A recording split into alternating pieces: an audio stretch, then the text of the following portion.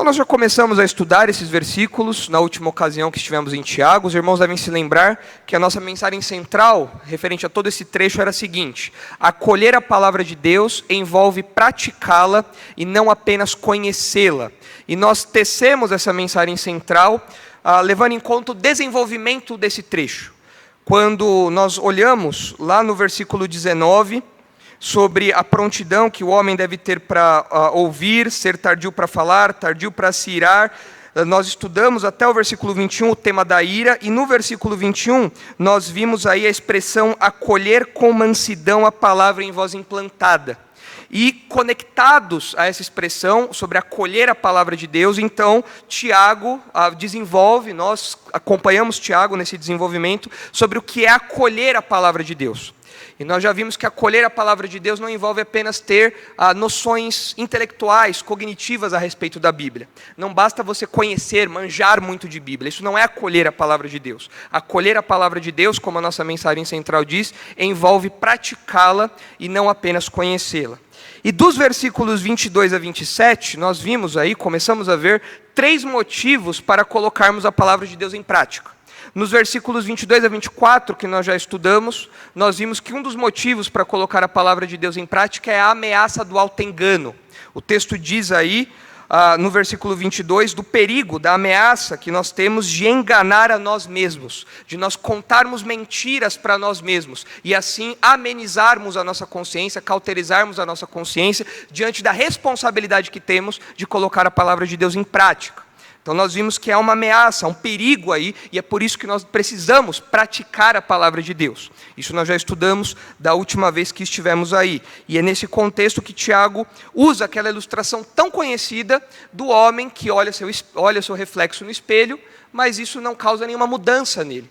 O tempo em que ele se contempla ali é apenas aquele tempo mesmo em que acontece alguma coisa, em que ele se atenta àquilo, mas tão logo ele vai embora, ele se esquece do que ele viu e aquilo não continua impactando a sua vida, ele não continua se movendo, ele não continua agindo à luz ali do que ele viu. Então esse é o homem que não pratica a palavra de Deus. Mas agora, no versículo 25, que é o que nós vamos estudar hoje, nós vemos o contraste.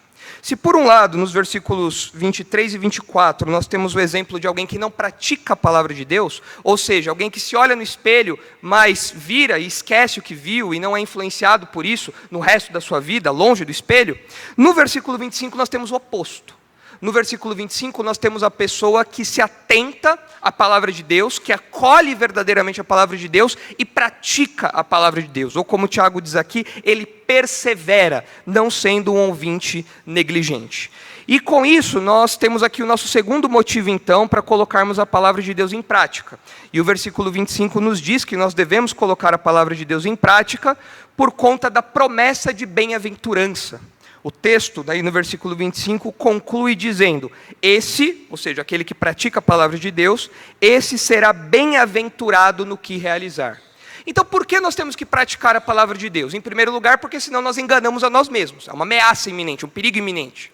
Mas a segunda razão, o segundo motivo, é porque nós temos uma promessa, uma garantia de bem-aventurança. E nós vamos abordar esse tópico hoje, deixando o terceiro motivo para outra ocasião. São 3 motivos: a ameaça do auto-engano, a promessa de bem-aventurança, que nós vamos ver hoje, e, em terceiro lugar, a realidade concreta do cristianismo nos versículos 26 a 27.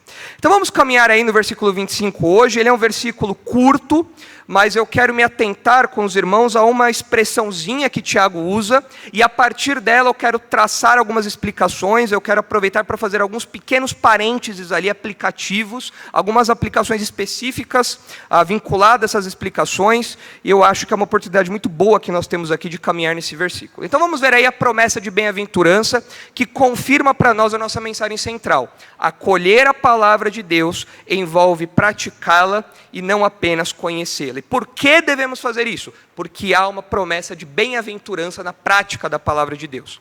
Versículo 25 diz: mas aquele que considera atentamente na lei perfeita, lei da liberdade, e nela persevera, não sendo ouvinte negligente, mas operoso praticante. Bom, o mas aí mostra o contraste que eu já disse para os irmãos. a pessoa que não pratica, e agora Tiago apresenta para nós a pessoa que pratica, a pessoa que coloca em movimento a palavra de Deus, a pessoa que acolhe e deixa que isso transborde para suas ações, no seu dia a dia, em todas as áreas da vida. Mas o que chama a nossa atenção aqui nesse versículo é a expressão aí que Tiago usa sobre considerar atentamente, ou seja, se debruçar sobre a lei perfeita, a lei da liberdade. Você fala, mas de onde que surgiu isso aqui? Lei perfeita, lei da liberdade? Bom, se os irmãos repararem, há uma transição suave desde o versículo 18. Lá no versículo 18, Tiago fala sobre a palavra da verdade. Tiago falou sobre isso. Depois, no versículo 21, ele fala sobre acolher com mansidão a palavra em voz implantada. E agora há uma transição um pouco mais abrupta, quando ele usa um sinônimo para falar da palavra como sendo a lei perfeita, a lei da liberdade.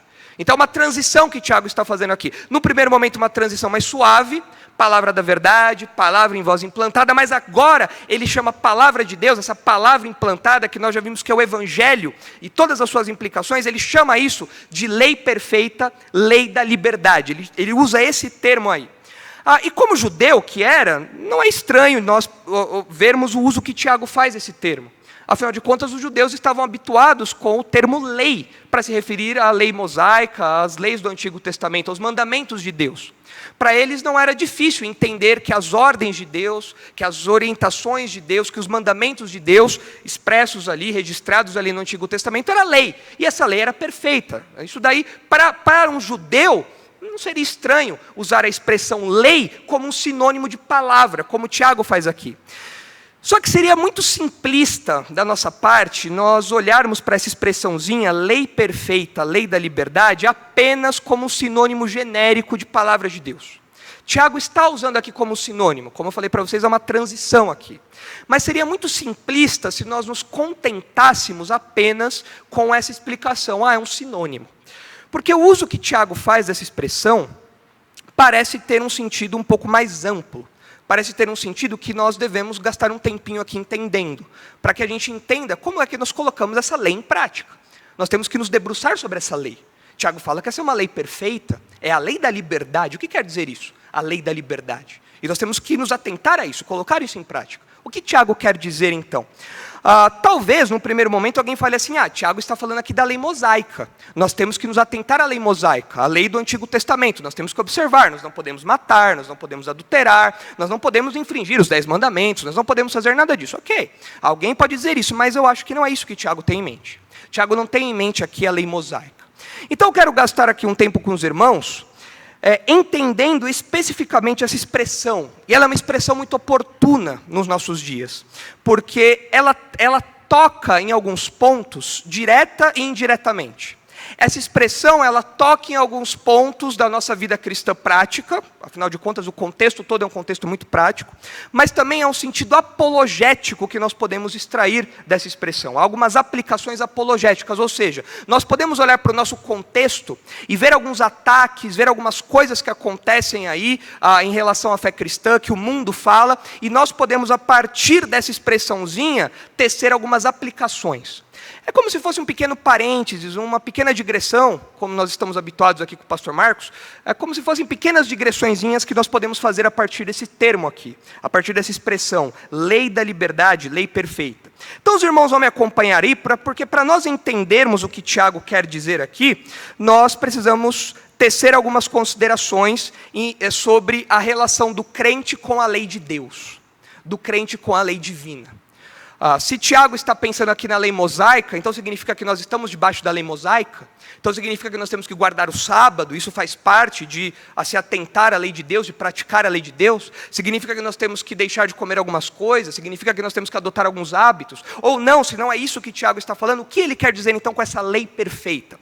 Vamos estudar então, vamos entender esse termo e fazer aí essas aplicações quando for oportuno. Então eu coloquei aqui 3 considerações a respeito dessa expressão, que eu creio que traga bastante luz, facilite bastante o nosso entendimento dessa expressão, lei perfeita, lei da liberdade. Se nós temos que nos atentar a essa lei, o que é essa lei perfeita, lei da liberdade? Em primeiro lugar, a primeira consideração que eu faço em relação a essa expressão, que nós temos que extrair, não apenas de Tiago, mas da teologia bíblica do Novo Testamento, da teologia do Novo Testamento, a primeira consideração importante é que o crente não está mais sob a lei mosaica.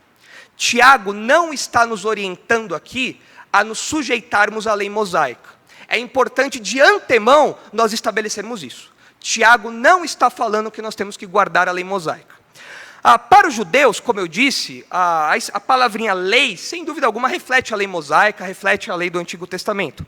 Se os irmãos olharem o próprio Tiago, no capítulo 2, nos versículos 8 a 11, os irmãos verão que Tiago vai citar, em breve, Tiago vai citar a lei do Antigo Testamento, a lei mosaica. Olha só o capítulo 2, versículo 8. Se vós, contudo, observais a lei régia é a lei real, segundo a Escritura, que diz, amarás o teu próximo como a ti mesmo, fazeis bem. Se todavia fazeis acepção de pessoas, cometeis pecado, sendo arguidos pela lei como transgressores. Pois qualquer que guarda toda a lei, mas tropeça em um só ponto, se torna culpado de todos. Porquanto aquele que disse não adulterarás, também ordenou não matarás. Ora, se não adulteras, porém matas, vens a ser transgressor da lei. Notem aqui que Tiago está citando a lei mosaica. E ele está falando, olha, a lei é uma unidade. Se você quebra um mandamento, você quebra todos. Você não pode fracionar a lei. O mesmo Deus que disse isso, disse aquilo também. Agora, curiosamente, se os irmãos olharem o versículo 12, ele vai falar de novo da lei da liberdade. Olha só. Falai de tal maneira, e de tal maneira procedei, como aqueles que hão de ser julgados pela lei da liberdade. Ok? Então parece que Tiago tem aí no seu horizonte as estipulações da lei mosaica, as estipulações do Antigo Testamento. Tiago não rasgou o Antigo Testamento e jogou fora. Tiago olha para esses mandamentos de Deus e vê nisso valor. Ele olha para o Antigo Testamento e vê nisso algo com que nós aprendemos, algo que nós devemos nos atentar, que deve estar no nosso horizonte ético, no nosso horizonte prático. Inclusive, quando ele fala sobre a lei ser perfeita, se os irmãos olharem o versículo 17, os irmãos verão, que nós já estudamos nesse versículo, quando Tiago diz, toda boa dádiva e todo dom perfeito são lá do alto. Ou seja, tudo que vem de Deus é perfeito, é imaculado, é santo, é puro, não há qualquer erro. E a lei aqui é a lei perfeita, é caracterizada por isso também. Para o judeu, a lei do Antigo Testamento, para o judeu a lei mosaica era, sem dúvida alguma, uma lei perfeita, porque refletia o caráter do próprio Deus. Se os irmãos olharem o Salmo 19, os irmãos verão isso. É importante nós olharmos para esses textos, para nós entendermos o que está se passando na mente de Tiago, enquanto ele está escrevendo aqui a sua carta. No Salmo 19, no versículo 7, nós vemos a exaltação da palavra de Deus. E veja como ela é classificada, Salmo 19, versículo 7. A lei do Senhor é perfeita e restaura a alma. O testemunho do Senhor é fiel e dá sabedoria aos simples. Os preceitos do Senhor são retos e alegram o coração. O mandamento do Senhor é puro e ilumina os olhos. São os adjetivos da lei de Deus. A lei de Deus é perfeita, a lei de Deus é fiel, a lei de Deus é reta, a lei de Deus é pura. E você vê todos os efeitos disso. Certamente Tiago tinha essa visão da palavra de Deus, certamente Tiago tinha essa visão da lei mosaica, certamente Tiago tinha essa visão do Antigo Testamento. Se os irmãos olharem Romanos capítulo 7, os irmãos verão que o apóstolo Paulo concorda com esse parecer. É óbvio, ninguém em sã consciência, nenhum crente em sã consciência, olharia para a lei mosaica e falaria que ela não tem valor, que ela não reflete o caráter de Deus, e que, portanto, ela não é boa, ela não é santa, ela não é pura, ela não é perfeita, como reflexo do caráter perfeito de Deus. Todo crente concorda com isso. Veja o que Paulo diz em Romanos capítulo 7, versículo 12. Quando o apóstolo Paulo traça a relação entre a lei e o pecado, ele diz no versículo 12, por conseguinte, a lei é santa, o mandamento santo e justo e bom.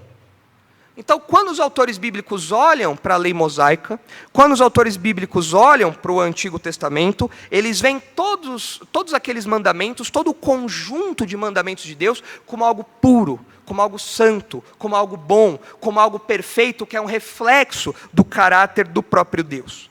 Mas, Ainda que isso tudo componha o pano de fundo de Tiago, ainda que isso esteja na mente de Tiago, como nós estamos falando, Tiago não está nos orientando a guardar a lei mosaica. A lei de Deus é tudo isso. Nós não rasgamos a lei de Deus, a lei mosaica, e colocamos no lixo. Não, está aqui na nossa Bíblia, nós aprendemos com ela, nós queremos que isso seja a revelação de Deus, mas nós não estamos mais debaixo da lei mosaica. Nós não estamos mais debaixo do jugo da lei. E o Novo Testamento fala isso à saciedade. Se os irmãos olharem, por exemplo, Gálatas, capítulo 5, os irmãos verão isso. Vejam aí o que diz Gálatas, capítulo 5. Nós não estamos mais sob o regime da antiga aliança, sob a lei mosaica. Então, Tiago não pode estar nos orientando aqui a guardar a lei mosaica. Isso não faria sentido. Isso seria uma contradição dentro do Novo Testamento. Certamente não é isso que Tiago quer dizer. Se os irmãos olharem Gálatas, capítulo 5, versículo 18, nós lemos lá: mas se sois guiados pelo Espírito, não estais sob a lei. E vários outros textos do Novo Testamento reforçam essa verdade. Em Romanos, capítulo 10, versículo 4, os irmãos não precisam abrir lá, mas em Romanos 10, 4, o apóstolo Paulo fala que o fim da lei é Cristo. Essa expressãozinha, fim da lei é Cristo, ela pode ser entendida de duas formas. Ou o fim da lei é Cristo, no sentido de que algo se encerra, a lei se encerra em Cristo, ou seja, a partir de Cristo, nós não temos mais a obrigação de seguir a lei. Isso é verdade, o Novo Testamento ensina isso. Então é o fim no sentido de que a lei acaba em Cristo. Aquilo se cumpre em Cristo, acaba. Mas há um outro sentido possível, quando ele fala que o fim da lei é Cristo, lá em Romanos 10, de que o fim como um propósito. O propósito da lei é Cristo. Ou seja, em Cristo a lei se concretiza. E de fato, Cristo, sendo perfeito, santo, ele obedeceu a toda a lei, ele cumpriu toda a lei, nunca transgrediu a lei. Então a lei apontava para esse cumprimento perfeito, algo que nós nunca conseguiríamos fazer, mas Cristo fez. Mas de qualquer modo, quer Paulo esteja falando desse sentido de encerramento, desse sentido de cumprimento, de concretização em Jesus, de qualquer modo, o próprio Jesus falou que ele não veio abolir a lei, mas cumpri-la, em Mateus 5. De qualquer modo, os autores do Novo Testamento deixam claro que nós não podemos nos sujeitar à lei mosaica. E Tiago não pode estar falando da lei mosaica aqui. Isso seria uma contradição. O próprio apóstolo Paulo, inclusive, lutou bravamente contra a tentativa de judaização da igreja, onde as pessoas falavam, não, para você ser salvo, você tem que crer em Cristo e seguir a lei mosaica. Paulo ficou louco com isso quando ele escreveu sua carta aos Gálatas. Ele ficou maluco, ele falou, olha, vocês perderam o juízo. Não é assim que funciona. Inclusive o próprio Tiago, autor aqui da epístola que nós estamos estudando, lá em Atos capítulo 15, ele que era pastor da igreja de Jerusalém, ele que era líder da igreja de Jerusalém, quando isso chegou aos ouvidos de Tiago, Tiago chamou a igreja e falou, peraí, vamos resolver esse negócio aqui. E o próprio Tiago, liderando tudo aquilo, junto com Paulo e Barnabé, chega à conclusão que os crentes gentios, ou seja, os crentes não judeus, eles não precisariam se circuncidar, deixar de comer alimento, seguir a lei mosaica, não precisaria disso. O próprio Tiago tinha isso muito claro em mente. Então, de novo, quando o Tiago usa essa expressão aqui, lei perfeita, lei da liberdade, ele não está nos orientando a seguirmos a lei mosaica. Agora, é claro que apesar disso tudo, apesar de nós não nos sujeitarmos à lei mosaica, como eu disse, nós não rasgamos o Antigo Testamento e jogamos fora, nós não fazemos isso. Para nós, como crentes na nova aliança, nós olhamos para a lei mosaica, nós olhamos para os preceitos da lei mosaica e nós entendemos que aquilo continua sendo revelação de Deus. Continua revelando o caráter puro, o caráter perfeito, as ordens perfeitas de Deus. Nós cremos que continua sendo revelação de Deus. E é por isso que nós aprendemos, por isso que nós estudamos o Antigo Testamento, inclusive os mandamentos de Deus. Então nós não rasgamos o Antigo Testamento fora como muitas pessoas nos acusam de fazer. Nós não fazemos isso, mas nós entendemos que a partir da obra de Cristo nós não estamos mais sobre os preceitos dessa lei. Ainda que nós possamos aprender muito, e de fato aprendemos, com os princípios dessa lei. Com aquilo que está relacionado ao caráter e à revelação de Deus. Aquilo que Deus revelou de si nas suas leis. Mas nós não seguimos mais os preceitos, nós não guardamos o sábado, nós não entramos em uma dieta alimentar, se abstendo de alguns alimentos, nós não estamos mais debaixo dessas obrigações. Então parece, evidentemente, que Tiago não está orientando os crentes a guardarem a lei mosaica. E aqui entra a primeira pequena digressão que eu quero fazer com os irmãos. vinculado a isso que nós acabamos de falar. De fato, Tiago não está falando para nós guardarmos a lei mosaica. Ponto pacífico. O Novo Testamento é claro disso, é abundante nessas afirmações, nós não temos dúvidas disso. Mas falar isso, afirmar isso, é especialmente importante porque algumas seitas têm ganhado muita força no contexto cristão. Algumas seitas têm se introduzido de modo muito forte nas casas de muitos crentes, têm entrado pela internet, por algumas reuniões mais privadas, e os crentes estão sorrateiramente se deixando levar por esses ensinos, que a guarda da lei mosaica deve continuar ainda hoje. O exemplo mais claro disso nos nossos dias é o avanço do adventismo do sétimo dia. O adventismo do sétimo dia é uma seita, os adventistas não são nossos irmãos, nós não temos irmãos adventistas. Os adventistas, aqueles que seguem os ensinos de Ellen White, distorcem a escritura, dentre as várias heresias que eles ensinam, juízo investigativo, sono da alma, dentre as várias heresias que eles ensinam, uma delas é a guarda da lei como algo necessário para a salvação. É por isso que, segundo os ensinos de Ellen White, segundo os ensinos da Igreja Adventista do Sétimo Dia, a marca do crente é a guarda do sábado. Por isso que é adventismo do sétimo dia. A verdadeira igreja, de acordo com os adventistas, é aquela que guarda o sábado. Por quê? Porque para eles a lei ainda está vigorando e o crente ainda tem que se sujeitar à lei mosaica. É por isso que, além da guarda do sábado, eles, por exemplo, ensinam a abstinência de alimentos. Eles não comem carne de porco. Se um adventista viesse ontem aqui na reunião de casais, ele ia ter um piripaque. E não é nem por causa do colesterol, por causa do torresmo. Porque para o adventismo do sétimo dia, você comer presunto, torresmo, leitão, tudo isso daí é um pecado absurdo, porque nós ainda estamos sob a lei mosaica. Nós ainda temos que cumprir os preceitos da lei mosaica. Quando eu falo de preceito, eu estou falando da forma escrita da lei, do mandamento, do modo como ele está escrito ali. Esses são os preceitos. Nós cremos que os princípios da lei continuam revelando o caráter de Deus. O que está por trás do preceito é o princípio. E esse princípio é um princípio eterno, é um reflexo do caráter do próprio Deus. Mas o preceito não está mais em vigor.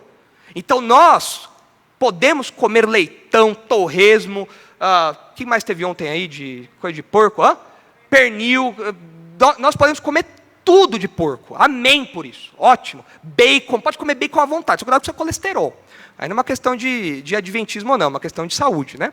Mas nós podemos fazer isso com a consciência tranquila, mas para os adventistas do sétimo dia, não.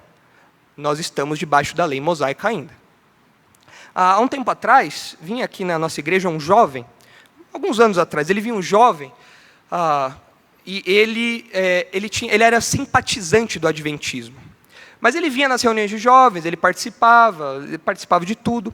E não uma vez nem duas, várias vezes ele me perguntava, mas vem cá, é errado eu deixar de comer presunto? Porque, sabe, tá lá, é carne de porco no Antigo Testamento. Se Deus falou, porque é bom, né? Se Deus falou que não comer carne de porco é bom, né? Então deve ser bom para a saúde mesmo. Tem problema eu deixar de comer carne de porco por causa de uma dieta mais saudável, uma dieta espiritualmente melhor, né? Tem problema? Eu falava, tem problema. Você pode comer carne de porco. E cuidado quando você vem no Darage, porque a gente come misto quente. Se você comer presunto e queijo aí, eu não me responsabilizo. E você vai pagar pelo lanche. Normal. Com o tempo ele foi embora. Não sei se ele realmente se afiliou à igreja adventista, mas ele era um adventista meio enrustido ali, né? Ele era um adventista que estava só esperando ali para falar realmente que ele não queria comer carne de porco, queria guardar o sábado e tudo mais. Mas nós, como crentes, nós podemos comer carne de porco, fazer tudo isso à vontade. Se os irmãos olharem Colossenses capítulo 2, os irmãos verão que o apóstolo Paulo deixa isso muito claro.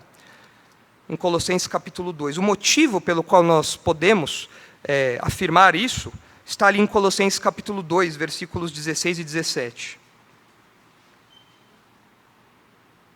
Olha só. Ninguém, pois, vos julgue, Colossenses 2, 16.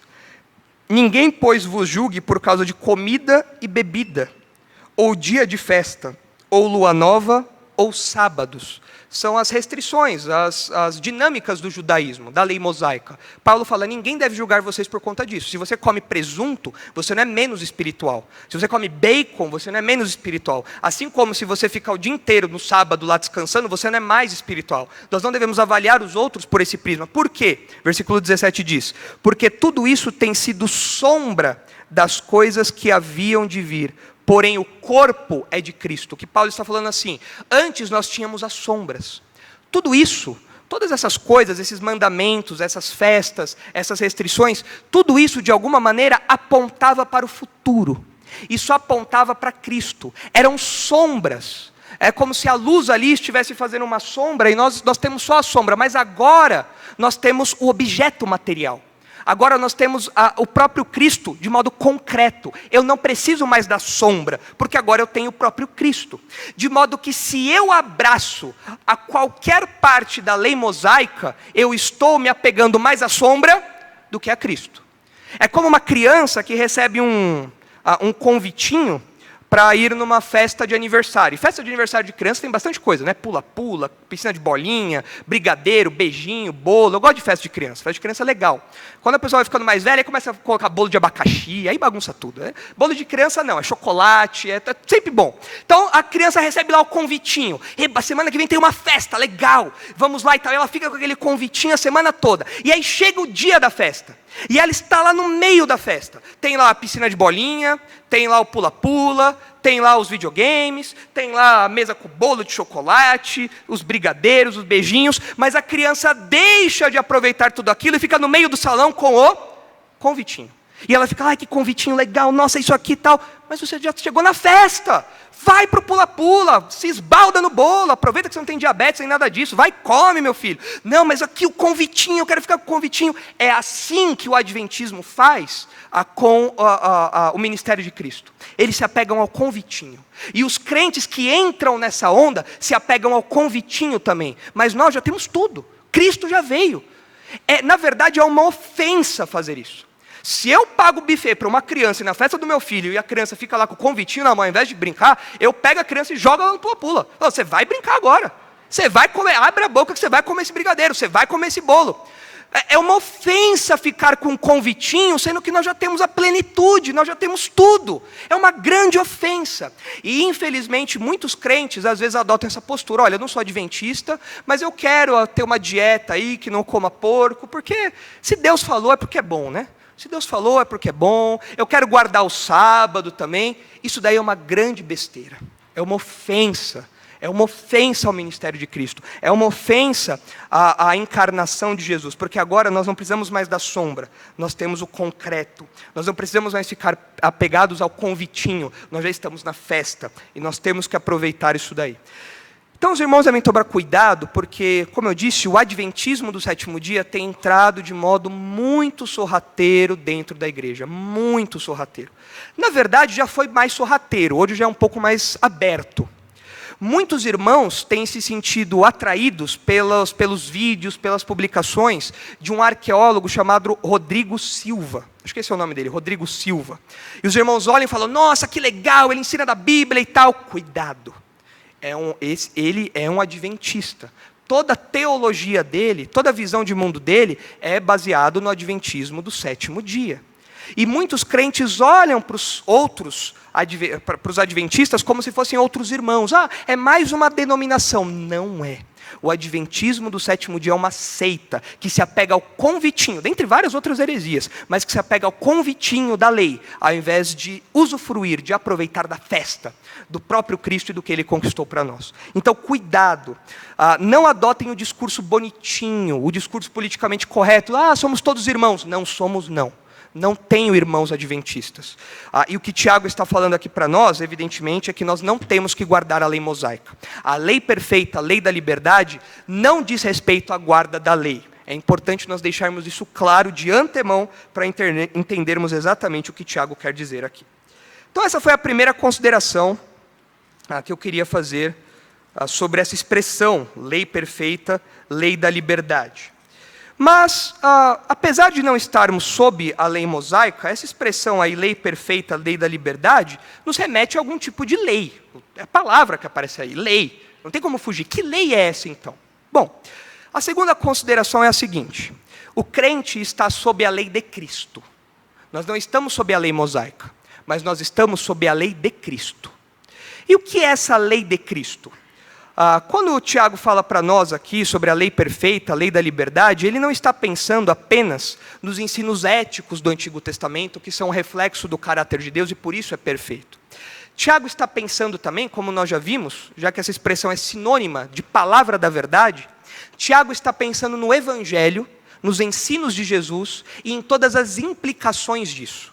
Quando nós aceitamos o Evangelho, quando nós aceitamos os ensinos de Jesus, nós aceitamos também um pacote de ordenanças de Cristo.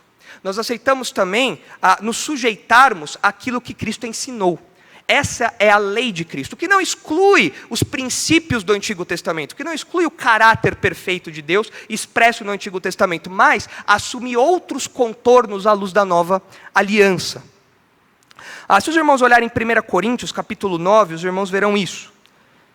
Vejam aí essa expressão, lei de Cristo, sendo apresentada pelo apóstolo Paulo em duas ocasiões. 1 Coríntios, capítulo 9, versículo 21.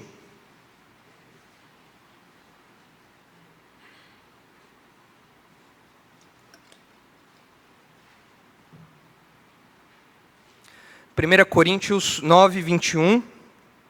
Paulo está falando aí sobre o uso que ele faz da sua liberdade, e ele fala que, sendo livre, ele se fez escravo de todos para tentar ganhar o maior número possível.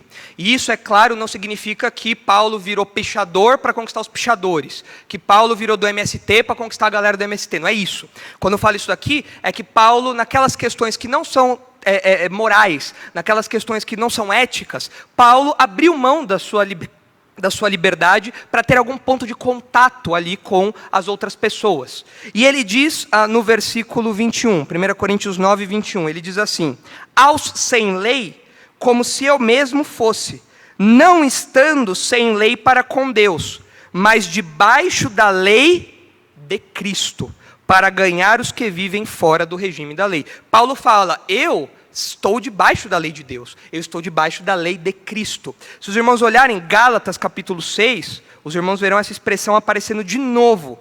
E é útil lembrar que essa expressão aparece no contexto da igreja da Galácia, que era uma igreja que tinha problema ali com a ameaça dos judaizantes, a ameaça do legalismo.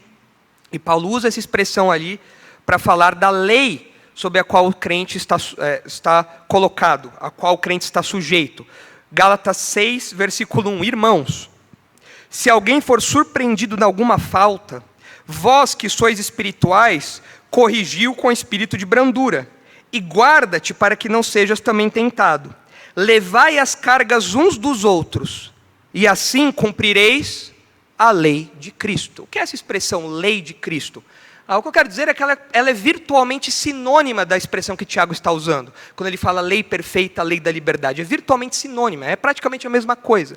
Diz respeito ao Evangelho, às verdades do Evangelho, aos ensinos de Jesus durante o seu ministério, e diz respeito às implicações de uma vida cristã, às implicações do Evangelho, aos imperativos do Evangelho. Essa é a lei de Cristo. Agora é importante nós entendermos como funciona essa lei, porque ela é diferente da lei mosaica. A lei mosaica acontecia por meio de preceitos, como eu disse para vocês, por meio ali de regras claras no contexto civil, de ordenanças cerimoniais, tudo isso. Essa era a lei mosaica. A lei de Cristo não é assim. A lei de Cristo, na lei de Cristo, não existem tábuas, legislações, casos, regrinhas, como acontecia da lei mosaica. Não é assim na lei de Cristo. A lei de Cristo, ela tem os seus imperativos, mas não há uma demanda legal. Não há uma constituição, por assim dizer ali, onde nós temos que seguir regrinhas específicas como acontecia na lei mosaica. Não é assim. Como nós já estudamos em Tiago, lá no versículo 21, nós vimos aqui a palavra de Deus é implantada implantada no coração do crente. Possivelmente aí um eco das promessas de Jeremias a respeito da nova aliança, que Deus imprimiria a sua lei dos nossos corações. Nós não teríamos mais leis em tábuas de pedra. Agora essa lei estaria impressa no nosso coração. Ou seja, nós voluntariamente, abertamente, nós nos sujeitaríamos à lei de Deus, porque ela está impressa agora em nosso coração. Ela foi implantada em nosso coração. Então nós não temos mais um conjuntinho de regras do tipo faça, não faça. Olha, você tem que fazer isso, você tem que fazer aquilo. Nós não temos isso, é claro. O Novo Testamento nos dá ordens, é evidente. Não minta, fale a verdade, tudo isso daí é verdade. Mas, quando nós falamos da lei de Cristo, nós estamos lidando muito mais com algo relacionado à nossa consciência.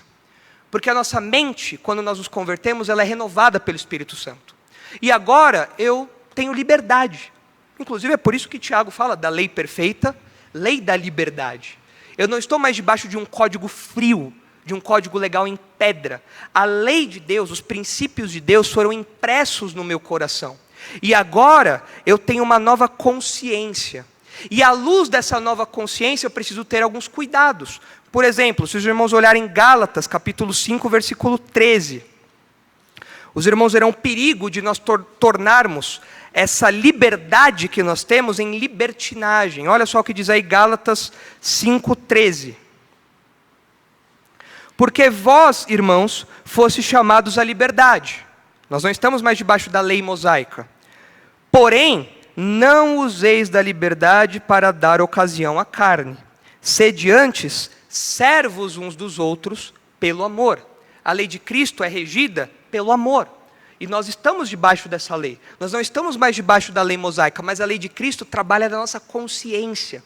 Eu olho para os meus irmãos, eu considero eles superiores a mim mesmo. Eu olho para os meus irmãos e eu os amo. É algo que foi gravado no meu coração. E agora eu vivo isso. Se os irmãos olharem 1 Coríntios, capítulo 8, os irmãos verão que nós não podemos usar essa liberdade que temos aí, o exercício da nossa consciência, para sermos tropeço para os nossos irmãos. 1 Coríntios 8, versículo 9, nós vemos aí. Vede, porém, que esta vossa liberdade não venha de algum modo a ser tropeço para os fracos.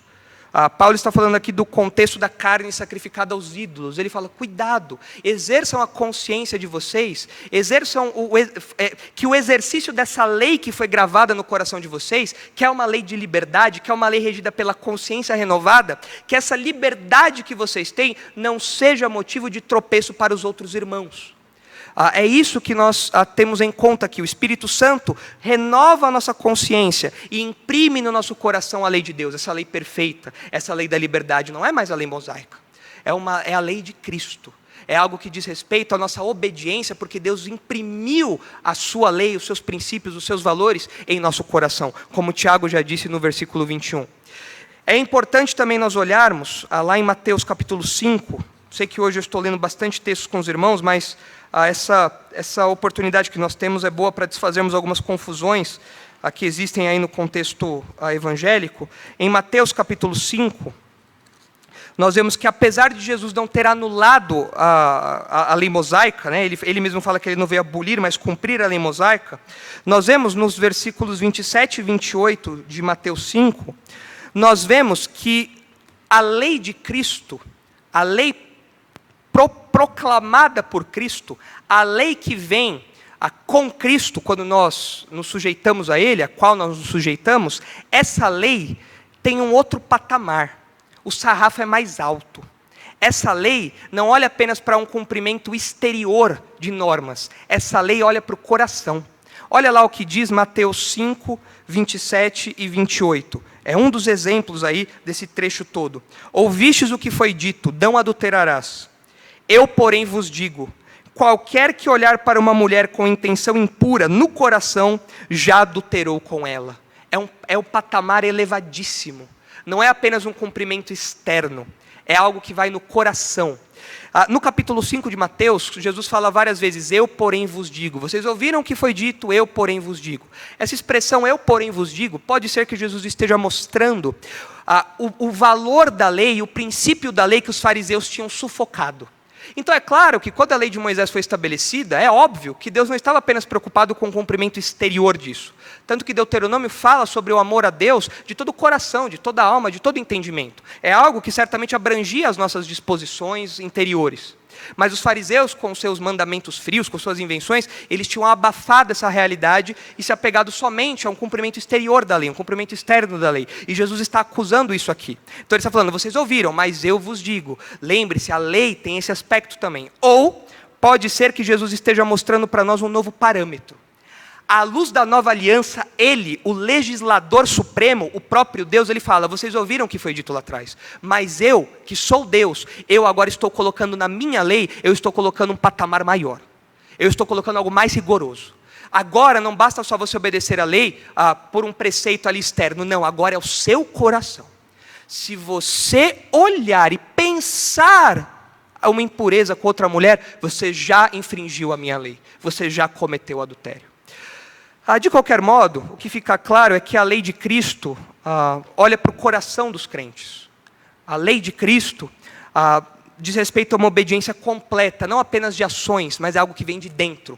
E é por isso que essa lei é gravada no nosso coração e transborda para as nossas ações. E é interessante observar que, diferente do que o mundo pensa, essa lei, que Tiago chama de lei perfeita, lei da liberdade, essa lei não é pesada. E eu sei que ela não é pesada porque o próprio Jesus disse isso. Lá em Mateus 11, ele fala que o seu jugo é suave e o seu fardo é leve. A lei de Cristo não é uma lei que nós cumprimos lamentando. A lei de Cristo não é uma lei que nós cumprimos chorando, não aguentando mais porque é muito pesada. Jesus falou, aqueles que estão cansados, venham a mim. O meu fardo é suave, meu jugo é leve. E nós, muitas vezes, como crentes, nós podemos comprar o discurso do mundo que olha para a lei de Cristo e vê a lei de Cristo como algo impossível de ser vivido. O mundo olha para a nossa conduta ética e acha isso um absurdo. O mundo olha para essa lei perfeita, a lei da liberdade, o mundo olha para a lei de Cristo e o mundo fala, não, isso daí é absurdo. É impossível alguém viver desse jeito. Essa pessoa não é verdadeiramente feliz. Essa pessoa vive numa escravidão. Não é possível, não tem como isso acontecer, não dá. Onde já se viu você se guardar sexualmente até o casamento? Isso não faz o menor sentido, isso é uma tortura, não tem como, isso é pesado demais. Onde já se viu você não se embriagar, às vezes por aí, isso é pesado demais. Nós temos jovens aí, nós temos que aproveitar, isso é pesado demais, é um fardo muito grande. Mas Jesus fala, isso não é um fardo. Cumprir a minha lei é uma lei leve. A lei de Cristo é um fardo suave, é um jugo leve. E nós cumprimos essa lei não pela orelha. Nós não cumprimos essa lei contrariados. Não quero, é muito difícil. Não, nós cumprimos essa lei com prazer. Nós que agora temos a palavra implantada em nós que temos essa lei agora implantada em nós olhamos para isso e falamos, Senhor, eu quero obedecer isso. Senhor, isso é o meu prazer. Eu quero obedecer mais e mais. Senhor, é um privilégio para mim obedecer ao Senhor e à sua lei. É a expressão da própria verdade, é a expressão da perfeição. Não há privilégio maior para mim do que me sujeitar à sua lei. Para mim isso não é um fardo. Mas nós, muitas vezes, compramos a visão do mundo. E nós olhamos para os imperativos do Evangelho, para as ordens do Evangelho, para as ordens da Palavra de Deus, e nós falamos, não, isso é muito difícil. E nós nos entristecemos, não por causa da luta que nós temos contra o nosso pecado. O nosso pecado atrapalha aí, essa leveza, é claro que sim. Mas quando nós olhamos para a lei de Cristo, nós falamos, não, isso é muito difícil. Isso não me traz prazer. Isso é um fardo muito pesado. Nós podemos ter essa postura. Se você tem essa postura, se você vê a lei de Cristo como um fardo insuportável, talvez você precise avaliar a sua conversão, porque talvez essa lei não esteja impressa no seu coração. Talvez você olhe para tudo que os crentes fazem e você fala, não, isso é demais, eu não consigo me sujeitar a isso. Se você pensa isso, é porque a lei não foi gravada no seu coração ainda. E se a lei não foi gravada no seu coração, vai parecer um fardo insuportável mesmo. Porque é o próprio Deus, o Espírito Santo, que nos habilita a obedecer a Cristo, a nos sujeitarmos a essa lei. E se você é crente, mas ainda tem alguns pontos da sua vida que você vê isso como um fardo muito pesado, talvez você precise ajustar os óculos da sua visão de mundo. Talvez você precise ter mais contato com a palavra de Deus. Você precise talvez abandonar um pouco a influência do mundo sobre a sua vida e ouvir a voz do bom pastor que diz que o fardo dele é suave e o jugo é leve. Então, nós não estamos debaixo da lei mosaica, mas nós estamos debaixo da lei de Cristo. E aí, nós entendemos então a expressão de Tiago. Nós temos que observar isso. Nós temos que olhar para aquilo que Cristo manda, para aquilo que Cristo ensina, para aquilo que foi gravado no nosso coração pelo Espírito Santo. Nós temos que olhar para tudo isso, nos debruçar sobre isso e colocar isso em prática, ok. Mas ainda tem uma partezinha dessa expressão que pode nos intrigar um pouco. Porque ele fala que a lei é perfeita, evidentemente um reflexo do caráter do próprio Deus, do próprio Cristo, mas ele fala que essa lei é a lei da liberdade. Você fala, não, aí já é demais, né? Falar que tudo isso daí é ser livre, tem alguma coisa de errado aí. E aqui então nós chegamos à nossa terceira consideração. Eu já disse que o crente não está debaixo da lei mosaica, que o crente está sob a lei de Cristo. E agora, em último lugar, eu quero falar para os irmãos que o crente é verdadeiramente livre quando está sob a lei de Cristo. E aí você fala, não é possível. Porque tem um monte de coisa para eu obedecer. Eu tenho que tomar cuidado com o meu coração. Se eu pecar na minha cabeça, eu pequei. Isso não é liberdade, isso é escravidão. De acordo com Tiago, essa é a lei da liberdade. Ser verdadeiramente livre é ser crente. O crente é verdadeiramente livre porque ele está sob a lei de Cristo. Se os irmãos olharem aí o capítulo 2 que eu falei, o versículo 12, os irmãos verão que Tiago vai repetir essa expressão, nós já lemos esse texto, mas ele fala lá no capítulo 12, que nós seremos julgados pela lei da liberdade. Então, parece que esse conceito da lei de Cristo como algo atrelado à liberdade, associado à liberdade do crente, é algo que permeia o pensamento de Tiago. E nós ficamos, mas espera aí, como que essa lei expressa a liberdade? Especialmente levando em conta esses conceitos tão rigorosos, tão profundos, tão abrangentes da lei de Cristo. Bom, o que acontece na verdade é que nós temos um conceito de liberdade que não é um conceito bíblico de liberdade. Nosso conceito de liberdade é um conceito que nós herdamos da Revolução Francesa. Os irmãos lembram do slogan da Revolução Francesa? Quais eram as 3 palavrinhas que resumiam a Revolução Francesa? Liberdade, igualdade e fraternidade. Só que essa liberdade, essa igualdade, essa fraternidade eram baseados nas virtudes cristãs? Eram as definições bíblicas? É claro que não. Eram definições mundanas, seculares, distantes de Deus. Então nós, influenciados pelas filosofias iluministas, influenciados pelo secularismo, influenciados pela Revolução Francesa, nós adotamos um conceito de liberdade que é um conceito secular. Para nós, se nós fôssemos definir liberdade de modo simples, nós falaremos o quê? Liberdade é você fazer o que você quiser. Isso é liberdade. É você fazer o que você quiser, quando quiser, como quiser. É a liberdade que os adolescentes afirmam querer, reivindicam, né? Eu quero ser livre, quero dormir a hora que eu quero, comer o que eu quero, assistir o que eu quero, fazer tudo na hora que eu quero. Essa é a ideia de liberdade que nós compramos.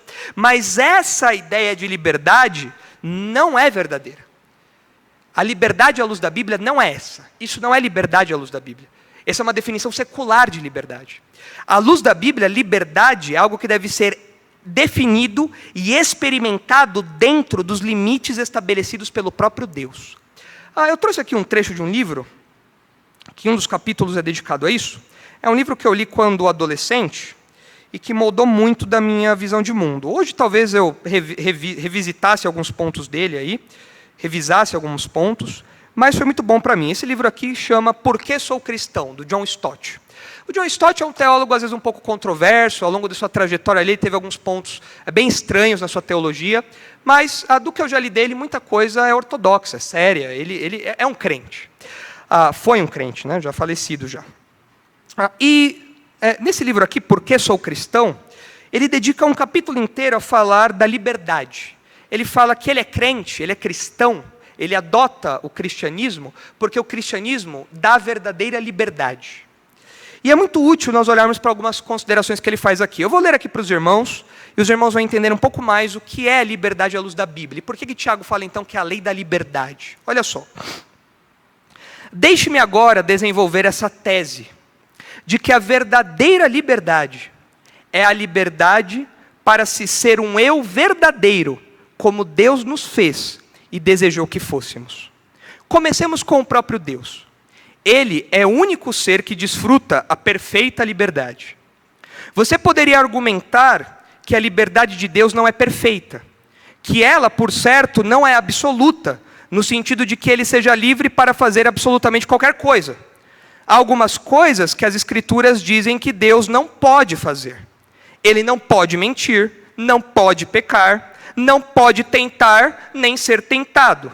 Assim, a sua liberdade não é absoluta, mas é perfeita, porque ele é livre para fazer qualquer coisa que queira. Todas as coisas que Deus não pode fazer dizem respeito à regra geral de que ele não pode negar ou contradizer a si mesmo, baseado aqui em 2 Timóteo 2,13. Passemos agora de Deus, o Criador, para todas as suas criaturas, e descobriremos o mesmo princípio operante. A liberdade absoluta, ilimitada, é uma ilusão, uma impossibilidade. A liberdade de todas as criaturas está limitada por sua própria natureza criada. Tomemos o claro exemplo de um peixe. Deus criou o peixe para viver e crescer no ambiente aquático. Suas guelras são adaptadas para absorver o oxigênio da água. Eles encontram a sua liberdade de serem eles mesmos dentro do elemento no qual um peixe encontra sua essência, sua identidade, sua liberdade. Observe que a água impõe uma limitação ao peixe, mas nessa limitação está a liberdade. A sua liberdade é ser ele mesmo dentro dos limites que o Criador lhe impôs. Imaginemos uma daquelas antigas tigelas esféricas para peixes, uma bacia. Suponhamos que um peixinho nade dentro dela, de um lado para o outro, até que sinta a sua frustração chegar a um ponto insustentável e decida apostar na liberdade, saltando do aquário. Se ele conseguisse cair em uma lagoa, num jardim, sua liberdade aumentaria. Ele estaria na água, mas haveria muito mais água na qual nadar. Porém, se ele caísse sobre o concreto ou sobre um tapete, sua aposta por liberdade se tornaria em morte. O peixe só pode encontrar a liberdade dentro do elemento para o qual foi criado. A verdadeira liberdade é a liberdade de ser o meu eu verdadeiro, como Deus me fez e planejou que eu fosse. Li certa vez que Michelangelo expressou esse conceito maravilhosamente nessas palavras. Quando sou teu, então, por fim, sou completamente eu mesmo. Então aqui, o John Stott, ao citar Michelangelo, aqui Michelangelo provavelmente fez isso como um poema de amor, não como uma declaração teológica. Então os maridos aí, fica a dica para você, em algum momento aí, aniversário de casamento, aniversário da esposa, você falar, né? Quando sou teu, então por fim sou completamente eu mesmo. É bonito. Muito legal. Eu já não posso usar isso porque agora a Isabela vai saber que eu compartilhei isso com vocês, né? Mas vocês estão livres aí para usar agora. Mas o que o John Stott diz aqui é o seguinte: liberdade não é você fazer o que você quer. Liberdade, por natureza, tem limitações. Ora, quando nós olhamos para o Éden, existia liberdade. Adão e Eva eram livres, mas eles tinham regras ali. Qual era a regra? Não coma do fruto. A liberdade pressupõe limites. O peixe só é livre enquanto ele está na água. Se ele pula fora da água, ele morre. E nós só somos livres, verdadeiramente livres, quando estamos sob a lei de Cristo. Por isso, Tiago fala que a lei perfeita é também a lei da liberdade.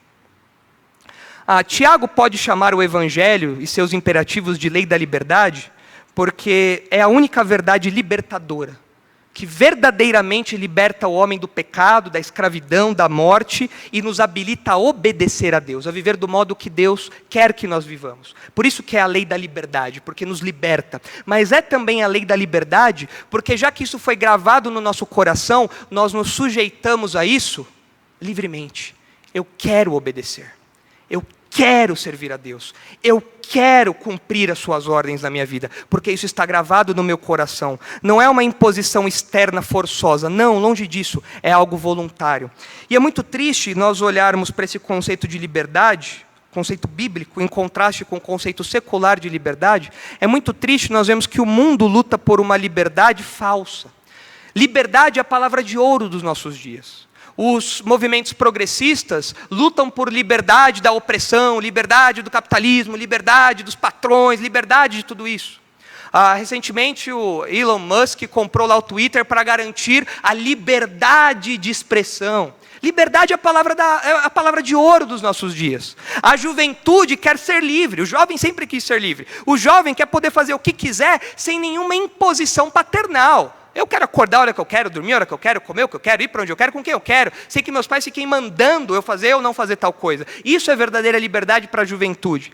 Os governos tentam criar leis para assegurar a liberdade. O problema é que de governo para governo, de pessoa para pessoa, o conceito de liberdade pode ser muito diferente. Então liberdade é a palavra da vez. Liberdade é a palavra da moda. Todos buscam por liberdade em algum grau, de alguma forma. Mas todas essas noções que eu mencionei agora são noções falsas ou pelo menos parcialmente verdadeiras de liberdade. Não é uma liberdade legítima, não é uma liberdade perene. Aliás, a liberdade é uma virtude essencialmente cristã. E é por isso que você não pode pensar em liberdade longe do Evangelho. E é por isso que nós podemos chamar a lei de Cristo de lei da liberdade. Porque é apenas quando nós estamos sujeitos à lei de Cristo que nós desfrutamos de verdadeira liberdade. O mundo pode lutar e morrer pelos seus conceitos de liberdade. Nunca vão encontrar a verdadeira liberdade. Nunca. Pelo contrário, viver de acordo com seus próprios desejos, viver de acordo com suas próprias paixões é escravidão da própria vontade. E a nossa vontade foi afetada pelo pecado. Quando Cristo me liberta, quando eu sou liberto pelo Evangelho, quando a lei de Deus é gravada no meu coração, eu sou liberto de mim mesmo. E agora, livre desse cativeiro, eu então sou livre de verdade, para viver do modo como Deus quer que eu viva. Agora eu, peixinho, posso viver nesse oceano da vontade de Deus, livremente, vivendo do modo que Ele quer que eu viva. Liberdade para o cristão é ser capaz de obedecer a Deus. É por isso, então, que Tiago usa essa expressão, lei perfeita, lei da liberdade, como um sinônimo ali da palavra de Deus que foi implantada no nosso coração. Se você está ouvindo aqui na igreja essa pregação, ou vai ouvir depois na internet, talvez você seja um jovem, um filho, que esteja tentando sacudir os jugos paternais, buscando a verdadeira liberdade. Talvez você ache que a liberdade mesmo é você não dar satisfação nenhuma para os seus pais. Eu lamento te informar, mas a Bíblia fala que nós temos que honrar pai e mãe, e isso é liberdade. Honrar pai e mãe é a verdadeira liberdade, é a lei da liberdade. Talvez você seja uma esposa que esteja buscando a liberdade no divórcio, a liberdade na sua independência financeira. Não dou satisfação para homem, eu mando na minha vida. Talvez você esteja assumindo as rédeas da sua própria vida e tentando tirar o jugo do matrimônio de cima de você. Eu lamento te informar, isso não é liberdade. A Bíblia fala que a esposa deve se sujeitar ao marido, e isso é liberdade. Isso é ser verdadeiramente livre. É ser livre para se sujeitar ao seu marido, cumprindo a lei que foi implantada no seu coração. Talvez você seja um marido que queira a liberdade do matrimônio e queira viver como um solteirão. Vai para a balada, sai com os amigos, vai para o futebol, não dá satisfação para a esposa, não quer ter responsabilidade com os filhos. Lamento te informar, isso não é liberdade. Liberdade é você cumprir o que Paulo diz aos Efésios, que o marido deve amar a sua esposa como Cristo amou a igreja e se entregou por ela. Isso é liberdade. É você colocar a sua esposa em primeiro lugar. Isso é ser verdadeiramente livre. Talvez você seja um crente que olhe para a igreja e fala, não, eu não quero me sujeitar a essas instituições eclesiásticas frias, essas estruturas de igreja, eu quero ser livre para cultuar a Deus na minha casa sozinho. Lamento te informar, isso não é liberdade, isso é escravidão. A Bíblia fala que nós temos que congregar, e a obrigação de congregar é, paradoxalmente, liberdade. Quando nós nos sujeitamos à lei de Cristo, nós estamos praticando a lei da liberdade. Porque nós somos libertos e agora livremente nos sujeitamos a Deus. O que Tiago está nos ensinando então é que praticar a palavra de Deus é viver a verdadeira liberdade que só o Evangelho pode trazer. E talvez você me pergunte assim, ok pastor, mas como que eu faço para ser livre então? Eu descobri que eu sou escravo de mim mesmo. Eu não fui liberto ainda. A lei da liberdade não foi gravada no meu coração. A palavra de Deus não foi gravada no meu coração. Eu olho para a lei de Deus e eu vejo isso como um fardo. Eu olho para a lei de Deus e eu vejo isso distante de mim. O que eu preciso fazer para ser livre? Em João capítulo 8, o Senhor Jesus disse, disse pois Jesus aos judeus que haviam crido nele, se vós permanecerdes na minha palavra, sois verdadeiramente meus discípulos, e conhecereis a verdade, e a verdade vos libertará.